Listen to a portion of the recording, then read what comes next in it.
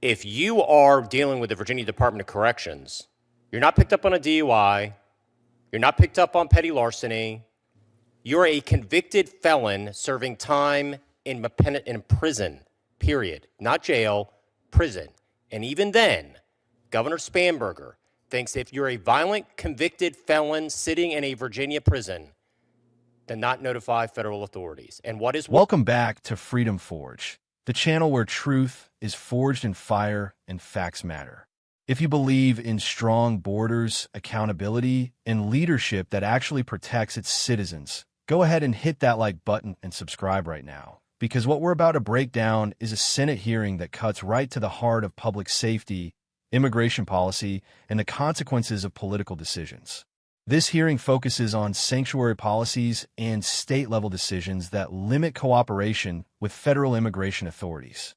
Lawmakers are questioning whether certain executive orders and proposed laws may actually violate federal statutes, and more importantly, whether these policies are putting American lives at risk. Testimony in this hearing includes legal experts, former prosecutors, and even victims' families, all weighing in on the real-world impact of these decisions. Thank you, Mr. Abraham. Mr. Miyares, I want to start with you. As you mentioned in your testimony, Governor Spanberger's, issued Executive Order Number 1, affirmatively banning the state police cooperation with federal immigration authorities. I think after this incident, the Stephanie Minter incident, she has even committed that if somehow this monster were to get out or be released or something, that they wouldn't even notify ICE. You're a former prosecutor, you're a former attorney general. Under 8 U.S.C. 1373, it makes it unlawful for any state or local official to restrict information sharing with federal immigration authorities. Do you believe, or do you have an opinion as to whether or not the governor issuing an order like this could be breaking federal law? I mean, I personally think it does. But I think what she has done is dismantled what, as I noted before, was a very successful policies under Governor Youngkin under Executive Order 47, which was state police and the Virginia Department of Corrections cooperation with federal immigration authorities. To give you perspective, Senator, if you are dealing with the Virginia Department of Corrections, you're not picked up on a DUI, you're not picked up on petty larceny, you're a convicted felon serving time in prison, period. Not jail, prison. And even then, Governor Spanberger thinks if you're a violent convicted felon sitting in a Virginia prison, then not notify federal authorities. And what is worse, Senator, right now sitting on her desk is HB 1441 out of Richmond. This bill would force every locality in the entire state of Virginia, 133 localities, 95 counties, 35 independent cities, to adopt the same policy as Fairfax County. It would be an absolute bar for them, even if a locality wants to enter into a 287G agreement. Even then, this bill on her desk, with all expectation she's probably going to sign it in the dead of night to appease her left-wing base, would turn Virginia into not just 11 now sanctuary states. Virginia would be the 12th. It would be mandatory. And so I think it is an example of what happens too often in government, where people ask citizens to judge them not by the results, but by their intentions. And too many lives are being lost right now. I was with Cheryl Minter yesterday, and it broke my heart to hear a private citizen so beside herself that as she asked me, why do the politicians not get it?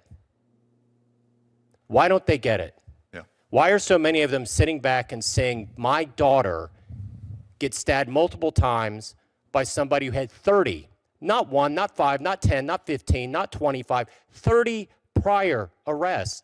And so you could see where the average citizen look at what's happening and they just shake their head, and then they see what's happening with, not just in Richmond, but obviously in Washington, where they had those that have cheerleaded these sanctuary policies. So I do think it is a violation of federal law. I'm sure it'll be litigated, but in my opinion, it is, Senator. Thank you.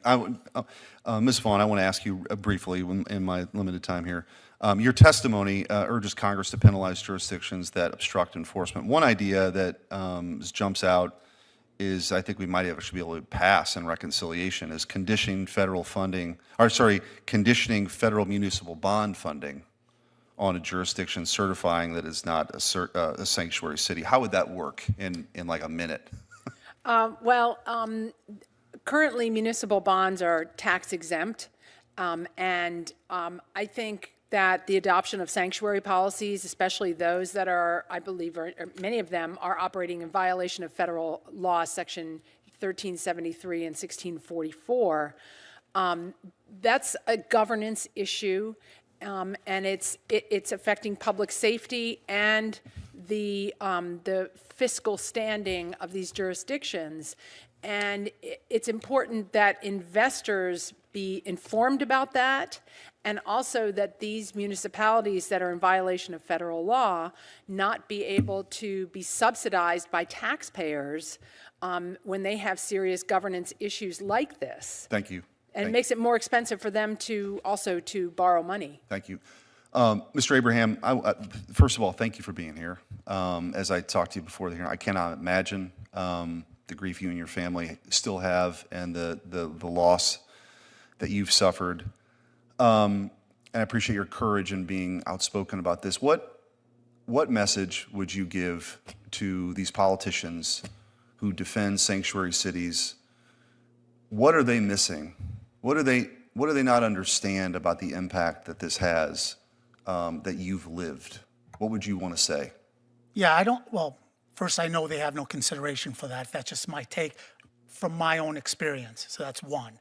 I wish they were able to put themselves in someone else's position and look at what their policies are doing.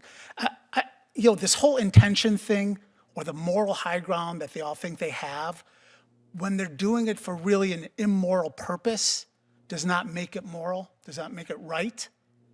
You're going to tell me that 4 or 5 years ago, you had everyone in the world bum rush our border, and that's okay. Now we're saying, look, we can't be extreme in what we're doing. Where were these voices 4 years ago saying, hey, this is way too extreme? And it didn't take legislation to stop what happened over those years. So you want to get really down to the nitty gritty here. Anyone who came in during the Biden regime ought to be looked at. Katie's killer was not the worst of the worst. That poor girl in Chicago, Gorman, he wasn't the worst of the worst. How did it become that way? It shouldn't just be worst of the worst. So I'm sorry they missed that. Thank you. Senator Welch. Thank you very Now, as I watch this hearing, I'll tell you straight. This is one of those moments where policy stops being abstract and becomes painfully real.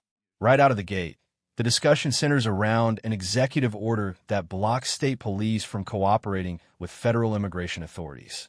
And the question is simple. Is that even legal under federal law? Because under statutes like 8 U.S.C. 1373, local and state officials are not supposed to restrict information sharing with federal immigration enforcement. And yet, according to the testimony, that's exactly what's happening. Now think about what that means. You got a system where federal law is supposed to be the baseline, but then state-level decisions come in and say, no, we're going to do things differently. That creates confusion. That creates loopholes. And in the worst cases, it creates danger. And that's not just theory. That's exactly what was brought up in this hearing. We hear about individuals with long criminal histories, not minor offenses, not misunderstandings, but serious repeat offenses. People who, according to testimony, had dozens of prior arrests and still ended up back on the streets. And the question that keeps coming up is the one that ordinary Americans are asking every single day. How does that happen? How does someone with that kind of record slip through the cracks? And the answer, at least in part, points back to policy decisions. When cooperation between local authorities and federal agencies is cut off, information doesn't flow. When information doesn't flow, enforcement weakens. And when enforcement weakens, people who should not be back in communities end up right back where they started. That's not compassion. That's negligence. Now, one of the most powerful moments in this hearing comes from a victim's family member. And you can hear the frustration, the heartbreak, the disbelief. They're not speaking in legal terms. They're not talking about statutes or policy frameworks. They're talking about real loss. And they're asking a question that should hit every policymaker hard. Why don't you understand the consequences of what you're doing? Because from a perspective, these aren't just policies. These are decisions that have real outcomes, sometimes tragic ones. And I think that's where the disconnect really is. You got politicians talking about intentions, about moral high ground, about broad ideals. But as the testimony points out, good intentions don't automatically lead to good results. In fact, when policies ignore reality, the results can be devastating. Now let's talk about another key issue raised in this hearing: accountability. There's a proposal discussed about tying federal funding to whether jurisdictions comply with immigration enforcement standards. In simple terms, if a city or state chooses to adopt sanctuary policies that conflict with federal law, should they still receive the same level of federal financial support? That's a serious question, because at the end of the day, federal funding comes from taxpayers. And taxpayers have a right to expect that their money is being used in a way that aligns with federal law and protects public safety. If a jurisdiction is actively undermining that, then it's reasonable to ask whether there should be consequences. Now, critics will say this is too harsh. They'll say it's punitive. But supporters argue it's about consistency and accountability. You can't have a system where laws exist on paper but are ignored in practice without any repercussions. And that brings us back to the bigger picture. This hearing isn't just about one state or one policy. It's about the direction of the country. It's about whether we prioritize enforcement or exception, safety or politics, results or rhetoric. Because when you strip everything else away, that's what this comes down to. Do we have a system where laws are enforced consistently? Or do we have a system where enforcement depends on political preference? Do we have leadership that puts citizens first, or leadership that prioritizes ideology over outcomes? And these aren't easy questions, but they're necessary ones. Now I'll give you my take as someone watching this closely. A country without borders is not a country. A system without enforcement is not a system. And policies that ignore real-world consequences are not responsible governance. That doesn't mean there's no room for compassion. Of course there is. But compassion without structure, without accountability, without enforcement doesn't solve problems. It creates new ones. And what we're seeing in this hearing is the result of that imbalance. At the end of the day, the American people deserve policies that protect them, laws that are applied fairly, and leaders who are willing to face the consequences of their decisions. Because when those things break down, it's not politicians who pay the price. It's ordinary people. If you want more breakdowns like this, real analysis without the spin, make sure you like this video, subscribe to Freedom Forge, and stay tuned. Because we're going to keep digging into these issues, keep asking the hard questions, and keep bringing you the perspective that others won't.